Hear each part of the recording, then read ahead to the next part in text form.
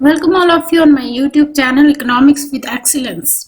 जैसा कि आप सब जानते हैं कि हम थ्योरी ऑफ प्रोडक्शन में Cobb Douglas production function study कर रहे थे और आज की इस वीडियो में आज हम कॉब डगलस प्रोडक्शन फंक्शन की जो मेन प्रॉपर्टीज है उसको स्टडी करेंगे।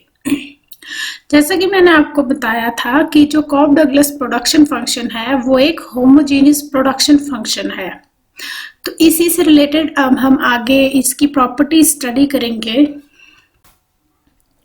कॉब डगलस प्रोडक्शन फंक्शन को स्टडी करने के लिए कॉब एंड डगलस ने जो थी एक इक्वेशन फॉर्मुलेट की थी जिसको कि हम लीनियर होमोजेनियस प्रोडक्शन फंक्शन की जो इक्वेशन है उससे भी जानते हैं। जो फर्स्ट हमारे पास इक्वेशन थी जो कि कॉब डगलस प्रोडक्शन फंक्शन की एक इक्वेशन थी जो कॉब एंड डगलस के द्वारा एक्सप्लेन की गई, वो इस तरह से थी that Q is equal to A L is to power alpha K is to power beta. और इसी से रिलेटेड जो इसकी एक्सप्लेनेशन थी वो मैं आपको मेरी पिछली वीडियो में समझा चुकी हूँ, तो इसके लिए आप मेरी पिछली वीडियो में जा सकते हैं और इसको स्टडी कर सकते हैं। अब हम इसकी जो है मेन प्रॉपर्टीज करेंगे और जो कि कॉब डगलस प्रोडक्शन फंक्शन के को एक्सप्लेन करने के लिए कॉब एंड डगलस के द्वारा दी गई। फर्स्ट इसकी फीचर है कि कॉब डगलस प्रोडक्शन फंक्शन में average production of the factors को किस तरह से देखा जाता है। So we can say that average product of factors in Cobb-Douglas production function. इस फंक्शन में हमने दो एक्सपोनेंट्स लिए हैं जो कि हैं अल्फा एंड बीटा। तो ये जो एक्सपोनेंट्स हैं जब इक्वल टू वन होता है उस समय पर क्या होता है कि ये जो फंक्शन है वो एक लीनियर होमोजीनियस प्रोडक्शन फंक्शन बन जाता है जो कि 1 के इक्वल होता है। तो इस स्थिति में जो एवरेज और मार्जिनल प्रोडक्ट होते हैं फैक्टर्स के वो जो फैक्टर की जो रेशियो होती है जो कि किसी प्रोडक्ट को प्रोड्यूस करने के लिए कंबाइन की गई होती है उस पर डिपेंड करते हैं। जब जो हमारे एक्सपोनेंट्स होते हैं वो 1 के इक्वल होते हैं तो उस समय पर जो लीनियर होमोजेनियस प्रोडक्शन फंक्शन को हम इस तरह से भी राइट डाउन कर सकते हैं, जैसे कि यहाँ पर एग्जांपल दिया गया है Q is equal to A L to the power alpha K 1 minus alpha, जहां पर alpha plus 1 minus alpha is equal to 1 होता है। ये वैल्यू जो है हमारे पास जो L एंड K की पावर है इसको सॉल्व करने के बाद आई है। सो हम एवरेज प्रोडक्ट ऑफ लेबर को इस तरह से भी फाइंड आउट कर सकते हैं कि जब हम जो हमारा प्रोडक्शन फंक्शन मैंने आपको पिछली जो स्लाइड थी उसमें मैंने आपको बताया, अगर उस प्रोडक्शन फंक्शन को जो है हम लेबर से या फिर अमाउंट ऑफ लेबर से डिवाइड कर देते हैं, तो अगर हम इसको अमाउंट ऑफ लेबर से डिवाइड करेंगे तो इसको अगर हम फर्दर सॉल्व करेंगे तो हमारे पास जो है average product of the labour आएगा A into K by L and इसकी जो होल पावर है वो आएगी 1 माइनस अल्फा। सो ये जो है हमारा एवरेज प्रोडक्ट ऑफ लेबर आएगा। सेकेंड जो कॉब डगलस प्रोडक्शन फंक्शन की प्रॉपर्टी है वो है marginal product of factors and Cobb Douglas production function. So अब हम कॉब डगलस प्रोडक्शन फंक्शन और जो marginal product of the factor है उसको जो है कंपैरिजन करेंगे और इसको जो है वो न्यूमेरिकली सॉल्व करने की कोशिश करेंगे। सो जो मार्जिनल प्रोडक्ट ऑफ फैक्टर होता है उसको यदि हम linear homogeneous Cobb Douglas production function के माध्यम से अगर हम इसको डिराइव करेंगे तो ये जो फंक्शन है या फिर जो marginal product of the factor है वो जो है फैक्टर की रेशियो पर भी डिपेंड करता है। इसमें हम कॉब डगलस प्रोडक्शन फंक्शन की जो इक्वेशन है जो कि होमोजेनियस है इसका अगर हम जो है डिफरेंशिएशन करेंगे तो हम इसमें marginal product of the labour जो है वो मिलेगा।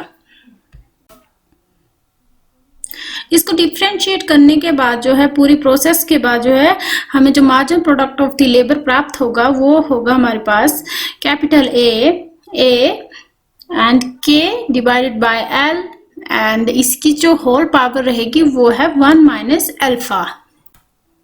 सो इसमें जैसा कि हम जानते हैं कि जो ए और अल्फा हैं वो जो है कांस्टेंट है, इसलिए जो margin product of the labour है वो जो है कैपिटल और लेबर की जो रेशियो है उस पर डिपेंड करता है। तो ये जो है इसकी दूसरी प्रॉपर्टी है। कॉब डगलस प्रोडक्शन फंक्शन की जो थर्ड प्रॉपर्टी है वो है कि जो हमारे फैक्टर हैं और उनके द्वारा जो प्राप्त हुई जो रिटर्न्स हैं उनमें जो है लॉ ऑफ डिमिनिशिंग लगता है या फिर अप्लाई होता है। इसको जो है हम सिद्ध करके देखेंगे और जो है इसको प्रूफ करेंगे। सो ये जो इक्वेशन है इसमें हमने जो एक्सपोनेंट्स है हमारे उसकी जगह पर हमने एक्सपोनेंट्स की वैल्यू पुट कर दी है जो कि है 0.75 एंड 0.25। अगर हम इसको जो है इस वैल्यू को जो है या फिर इस पूरी की पूरी इक्वेशन को जो है अगर हम डिफरेंशिएट करेंगे तो हमें जो है ये प्राप्त होगा 0.75 AL माइनस 0.25 K 0.25। इसलिए इसमें हम देख सकते हैं कि जो लेबर में चेंज आया या फिर जो लेबर में परिवर्तन हुआ उसकी जो वैल्यू है वो माइनस में चली गई है जो कि है 0.25। तो ये जो है अगर ये नेगेटिव है तो इससे जो है सेकंड डेरिवेटिव जो है वो भी नेगेटिव में चला जाएगा, और अगर इसका जो सेकंड डेरिवेटिव है वो नेगेटिव है तो ये जो है डिमिनिश होगा या फिर घटेगा। तो कॉब डगलस प्रोडक्शन फंक्शन का जो सेकंड डेरिवेटिव है वो नेगेटिव में है, तो इसका मतलब है कि जो लेबर को यूज करके जो मिलने वाले रिटर्न्स हैं वो भी डिक्लाइन होंगे या फिर वो भी उसमें भी कमी आएगी।